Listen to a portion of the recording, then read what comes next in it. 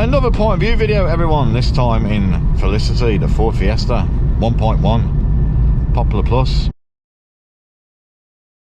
I do hope that you're enjoying occasionally having a point of view video in one of the cars on the fleet.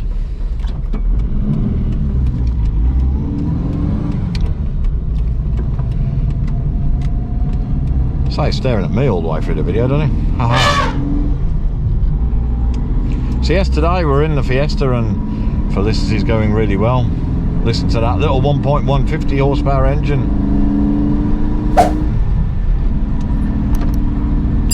No issues with Felicity whatsoever, driving lovely. It's just a car. I mean that in the most positive way, but that's the subject we're going to discuss in this point of view video today, everyone. Felicity is just a car, and I think, well, that just makes it so much better. What I mean by just a car, of course, is if you look around, what have we got? Well, we haven't even got a glove box because this is a Popular Plus, of course. We haven't got a rev counter. We have got a digital clock hiding behind the steering wheel there. We've got a heater that's Chernobyl grade when you put it on. Fords of this age have certainly got fantastic heaters. There's 4 gears, a manual choke, 2-speed wiper, and that's it. And my question is to you, and let me know your thoughts in the comments, everyone. Do you need anything more? I don't think you do. I love driving this car, and you can see why these cars, of course, in the 80s were popular school cars. It was, of course, exactly the same year, make, model and spec of car that was the school car that I first drove. So it was the first car I ever drove. Well, ever.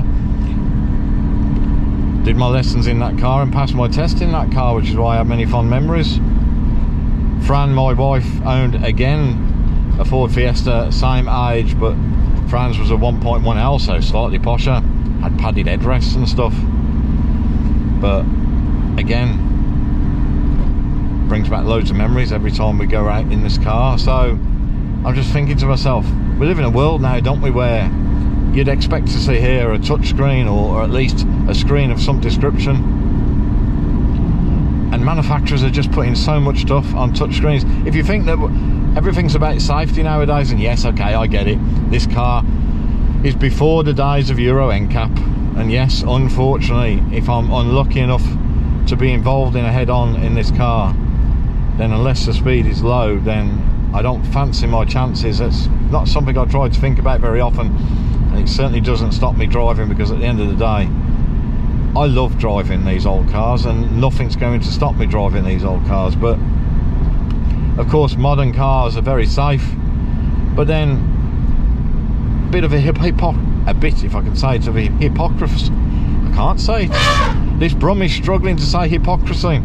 The hypocrisy of the manufacturers now is that, okay, we're meeting all the legislation and we're all getting good marks on Euro NCAP, etc., but then they go and put more and more stuff on a touchscreen. I have physical buttons in this car. If I want to change the heat, I've got a dial here that I turn. If I want to change the direction of the vents, I've got a dial for that. And then I've got a fan, 2 clicks, 2-speed fan. That's all you need. Most cars now with touchscreens, they seem to be burying the heating controls, which I think is an absolute no-no, in the menu of a touchscreen. I'd love to hear what you think of such things.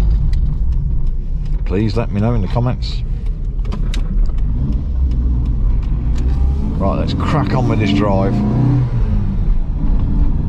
Let me know if you think Felicity's sounding awesome. I think she sounds fantastic.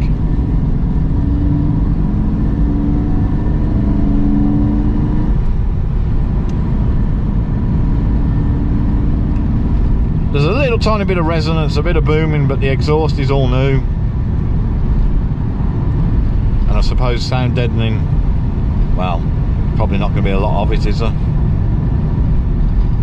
But it drives so lovely, so easy to drive, as I've already said. So touchscreens, anyway. I know at least a couple of models that I've driven where at least the ventilation system is the first thing that's on the screen, or of course you can leave it on the screen, I guess. But I still think it's a big no-no when manufacturers bury ventilation systems or anything else that you might need at a quick touch of a button when you're driving along, burying it into a touchscreen. What is wrong with a lever, with a dial? I love that feeling. It's mechanical, isn't it? It's very tangible. When I turn that, I know what's happening. There's a cable behind there. It's doing what it needs to do. It's what I want. I think the world's gone just a little bit too mad. Anyway, enjoy the scenery, everyone. There doesn't seem to be much on the road today, which leads me neatly on to the other thing I want to discuss: driving standards. I've probably said it in a video before. What do you think of the driving standards in the UK now? There was a time when, particularly going through Birmingham, my hometown, if I'm taking my Smart to Smart Technic, there was a time where you kind of expected to see one car maybe just jump a red light. But genuinely, many occasions now, at the same red lights, not only do you see one go through, but you actually see 2, 3, in fact, you see them continue to go through until the lights have changed green on the other side and the traffic starts to move, and that seems to be the only thing that stops some people going through the lights. Absolutely terrible.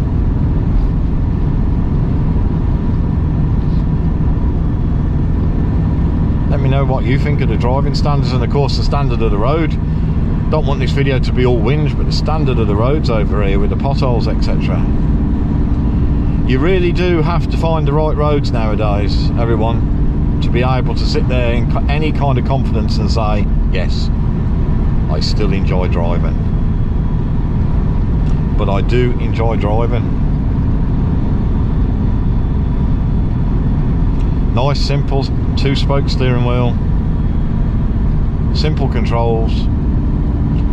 The car feels very light on the road, but of course it would be because there's barely any crash protection at all, if any. But Felicity's good on fuel. It's currently going really well. Clean MOT certificate, no advisories. Yes, we do need to drive her more this year, but what more do you want? Keep fit windows, that's fine, less to go wrong. Handy shelf down here, handy shelf over there, because unlike Fran's L version of the Fiesta, this one hasn't got a lid to make it a glove box, it's just a simple shelf.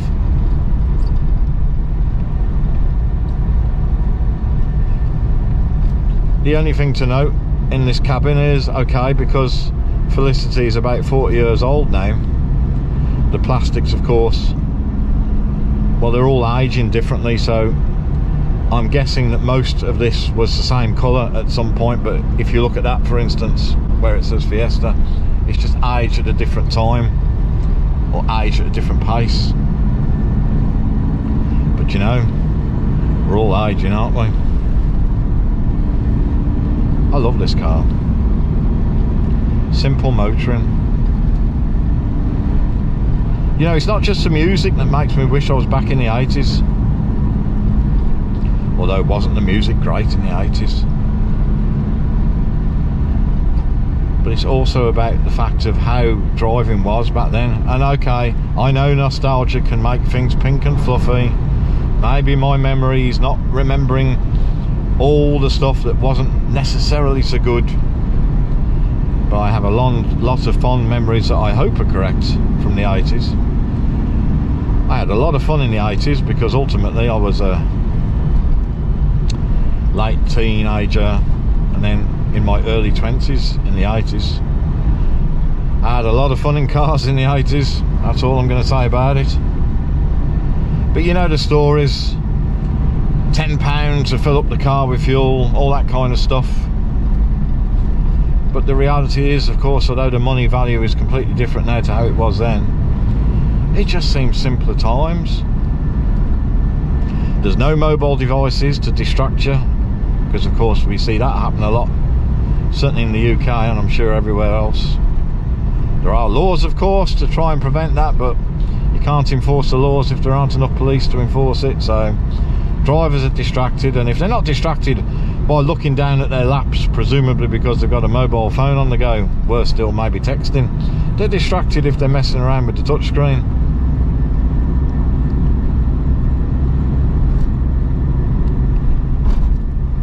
Right, let's lift the tone. Enough negativity.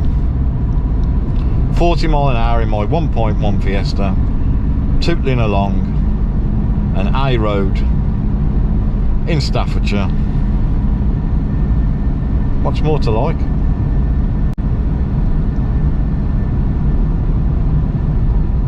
I haven't asked this for a while, everyone, so if you've been following the channel for a while, let me know what your favourite car currently is on the fleet.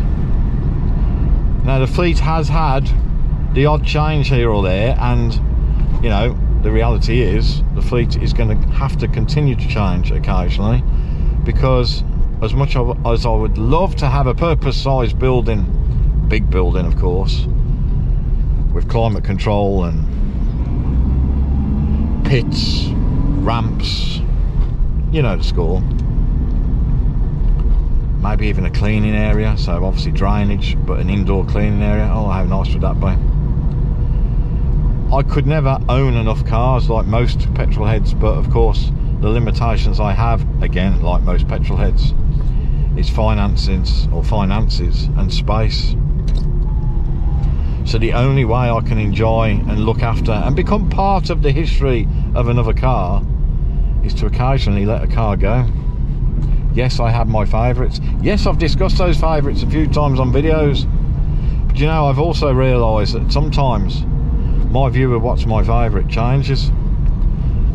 I'm not suggesting that certain key cars that I've mentioned before I'm about to sell, I can't see me selling them anytime soon, and I hope I never do have to sell them, but I'm going to have to sell something to enjoy something else. And as much as I enjoy owning the car for as long as possible, and let's be honest, this YouTube channel, it's not some big fancy YouTube channel that relies on the earnings to fund my lifestyle. It's not some big YouTube channel that basically needs me to change my cars every 6 or 9 months, because otherwise the content can become stale. I do have the luxury, at least, of being able to hold on to cars longer if I so wish, and if the content becomes stale, well, you know, it is what it is. I'm doing this because I enjoy the cars that I own, and I hope you enjoy following the story, or the stories of me enjoying these cars that I own. But I don't feel pressured into having to change my cars, and I certainly wouldn't be doing it for the sake of YouTube. I hope you appreciate that, everyone. But like I say, something has to give. To quote a line in one of my favourite Jack Nicholson films, something has got to give if I'm going to continue to enjoy more cars. And as unfortunately I've got a finite amount of time on this earth, like all of us, I can't just sit back and go, well, that's it then. I've got to do something, you know. I've got to enjoy it. Those days like today, okay, the clouds come over now and it's just starting to drizzle.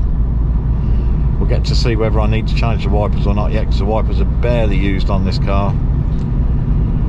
It's still lovely to go out for a drive.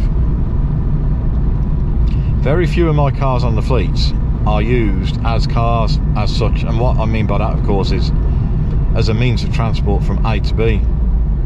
My cars tend to go from A to A, if you know what I mean. But what my cars do, and they do so well, is they give me a lot of enjoyment. Good for mental health. You have to have passions in life. Cars are quite obviously my passion. All forms of transport pretty much are my passion, but certainly cars are my passion. I'm just an aging petrol head from Birmingham, aren't I? I know I don't hide the accent well, and I don't try to, but I'm just an aging petrol head, trying to get as many miles as I can in as many different cars as I can. Every day I go out in one of my cars, I have a smile on my face. Okay, I'm sure I'm smiling most of the time, but I feel most relaxed when I'm doing this. This is better than sitting opposite any psychiatrist. This is my mental relaxation. Let me know if that's what cars do for you too, everyone. So Felicity, as you can see, is topped up with some of Tesco's finest, because I only use posh fuel. So at the moment it's got Tesco's 99 RON posh fuel. It's holding temperature just fine, and as I say, the heaters in Fords, well, they really are hot. I love milling my MG Metro, but heaters were never a strong point on Metros.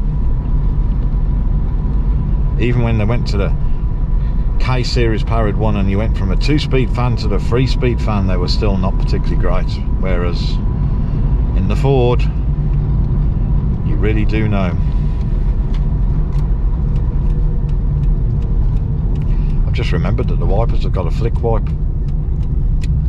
but they didn't want to go back to their position then.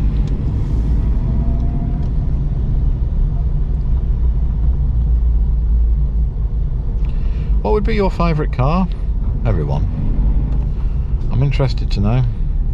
And by favourite car, I do mean classic car, of course. I don't mean something big, posh, expensive, fancy. It doesn't matter if it's an expensive classic car. What would it be? A car that's on my wish list, but of course I can't know at this moment in time whether I'll ever have one, is another Ford. Because although I'm an Austin Rover guy at heart, and I always will be, I would love a Ford Escort Mark III RS 1600i in any colour I can find, although I'm rather partial to the white. But RS 1600i, that'd be lovely. Twin coil pack at the side of the engine. Those seats would be awesome. So yeah, let me know what you would like. What would be your favourite classic car? So at the time of filming this, just to round this video off, everyone, thank you for coming along with the point of view video. I hope you did like it, and you can give it a thumbs up if you did, because it really does help build the channel. As I'm driving along, at the time of filming, this car has now had, if I want it to be, the last MOT that it ever legally needs. Because it's going to be MOT exempt before the next one's due. And now I think that leads us to another thing that I would love your comments for, and that is, do you think cars that are 40 years old and older, do you think owners, although they don't have to have an MOT, although of course you're legally obliged to keep it in a roadworthy condition, of course, I would question that maybe there's a small number of people that probably don't, do you think that us people like my imp that's already MOT exempt should still have them MOT'd every year? Let me know in the comments. I'll give you my view on it.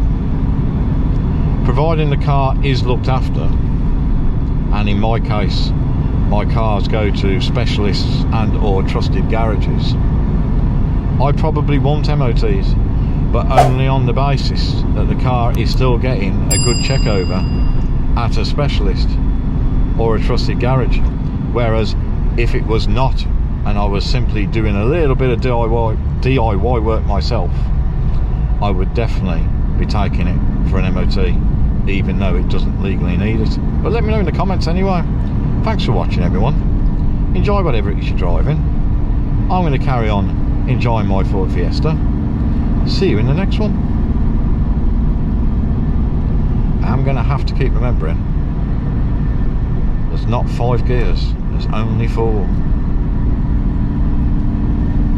As the revs go up, you always think to yourself, oh, I'll just go for 5th, and it's not there.